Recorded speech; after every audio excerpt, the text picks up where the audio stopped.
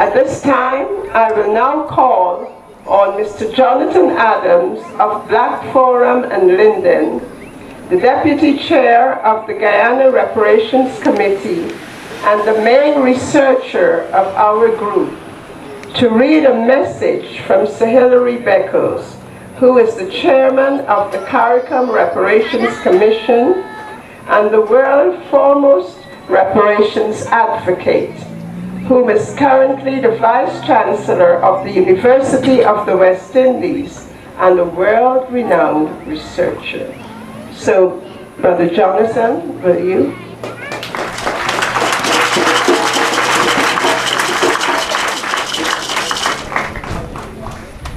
Thank you very much, Sister Penda. The message of solidarity to the Guyana Reparations Committee from Professor Sir Hilary Beckles, Chair of the Caricom Reparations Commission and Vice Chancellor of the University of the West Indies, May 20th, 2016. Your Excellent President Granger, Ministers of Government, members of the Diplomatic Corps, distinguished guests, ladies and gentlemen, I am delighted and honored to send you all warmest greetings of solidarity on behalf of the Caricom Reparations Commission on the occasion of the International Youth Reparations Relay and Rally. And I regret that pressing university business does not permit me to be there in person with you today. It is indeed fitting that your reparations relay, bearing a baton of liberation and traveling through villages and regions across the length and breadth of Guyana, will be opened officially with a youth rally at the Independence Park in Georgetown, just days before the proud people of Guyana will celebrate their country's Jubilee anniversary after 50 years of independence from British colonial rule. Permit me to use this opportunity to congratulate President Granger, the government of Guyana, and people of this great sister country on this joyous occasion, and to wish you many more years of productive nation building. It is also appropriate and fitting that this relay and rally is driven by the theme fanning the flames of reparation, because the cleansing fires of reparatory justice are beginning to burn in the hearts and minds of our people all across our beloved Caribbean region. And the action that you are taking today will serve to strengthen those fires of creativity and innovation that must be ignited in the souls of our people as we move into the next 50 years of independence. The valiant and timely struggle for reparations for the descendants of slaves and indentured laborers in Guyana and across the Caribbean region could be viewed as the next stage in our people's quest to consolidate their independence and sovereignty and to build a future based solidly on the principles of equity, political democracy, economic equality, and social justice. Strengthening our nation's independence and struggling for reparatory justice are inextricably bound up with each other. Our struggle for reparatory justice is part and parcel of our goal to strengthen regional integration and to enhance the cohesion of our Caribbean civilization. It is indeed a vital component of sustainable development moving forward. Reparatory justice is not only a regional enterprise. It is becoming more and more a global movement of formerly colonized people, and we venture to predict that the questions of reparatory justice will be at the heart of the greatest political movement of the 21st century, a movement that will spread far beyond the shores of the Caribbean, one that will engulf the entire Americas and will stretch to the shores of countries and nations of Asia and Africa that were once colonies in the vast empires of Europe. It is notable that the leaders of the great country of India have recently called for reparations for decades of oppression and exploitation during the period of British colonialization. Sisters and brothers, our ancestors are calling on us to make this struggle for reparatory justice an imperative of our time. When we we demand reparations now, we are discharging our moral responsibility to demand restitution and recompense for the unspeakable injustices inflicted on our ancestors by the brutal and inhuman system of chattel slave labor.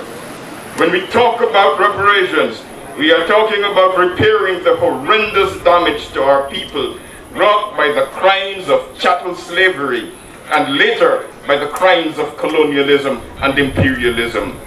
Those who say to us that slavery was a thing of the past, that we should put it behind us and move on, are in essence asking us to devalue the sacrifices of our ancestors.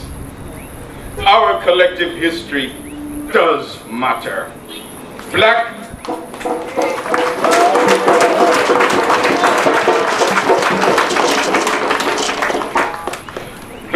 and brown lives have always and continue to matter in Guyana, in the Caribbean, in the US, and Latin America. We in the Caribbean quite rightly concern ourselves with the challenges that freedom and independence are posing.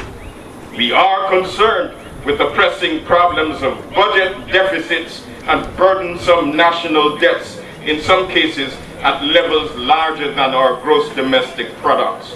But in our search for a solution to these problems, we must also recognize, analyze, and understand these challenges within the broader historical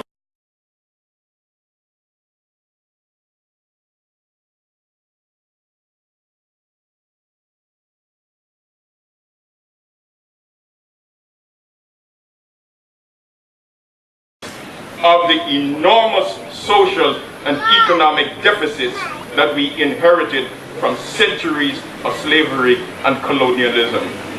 50 years plus ago, our former colonial masters left us with a legacy in the Caribbean that could only be described as a royal mess.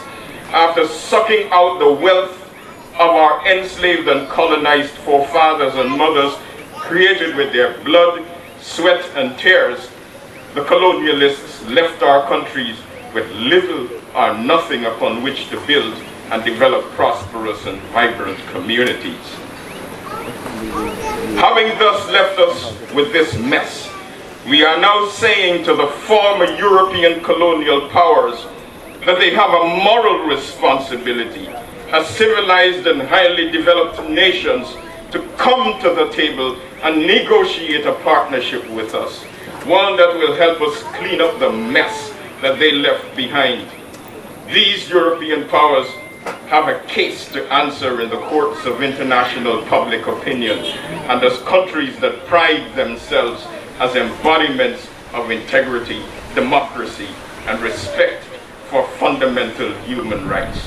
They must take seriously and respond adequately to the Caricom demands as articulated in its 10-point reparations program, a program that today enjoys the unanimous support of the member states of CELAC, the Community of Latin American and Caribbean States, and ALBA, the Bolivarian Alliance for Americas. Today, Caricom awaits a positive response to the letters sent earlier this year to the heads of government in Britain, France, Spain, the Netherlands, Portugal, and Sweden, requesting that they meet with the heads of government of Caricom to begin negotiations around the 10-point reparations program. The legacies of white supremacy and racism, which are vestiges of slavery and colonialism, are still prevalent throughout our region, and they continue to be serious impediments to the full realization and practice of democracy, racial equality, and access to economic opportunities in our respective nations. And these vestiges must be confronted and expunged from our societies as we forge ahead with implementing reparatory justice. Allow me to commend the outstanding leadership of Brother Eric Phillips, Chair of the Guyana Reparations Committee, and salute the dedicated and disciplined work of his committee's members and volunteers. their work is worthy of emulation by reparations committees, commissions, and task forces across the Caribbean member states.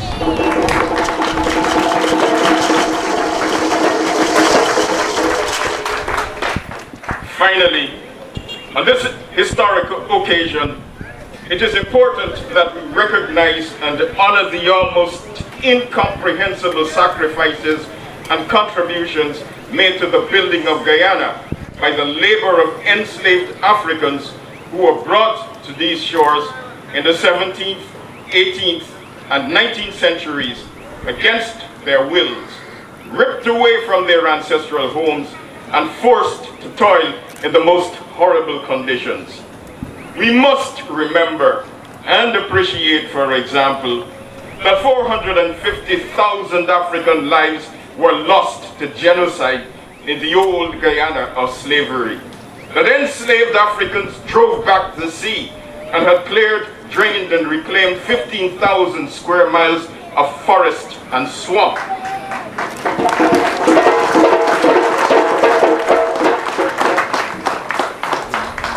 That all the sugar plantations that turned into villages and cities were built by unpaid African labor.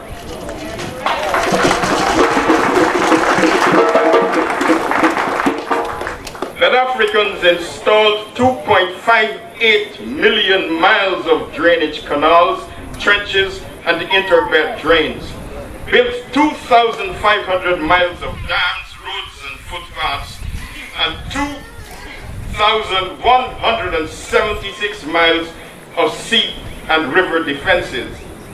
And never let us forget that 100 million tons of earth had to be moved with bare hands, the bare hands of Africans working without machines in order to build Guyana's coastal plantations.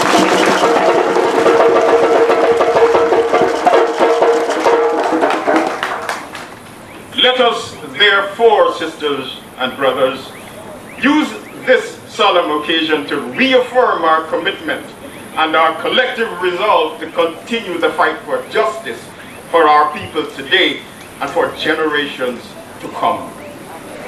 Forward ever. Thank you.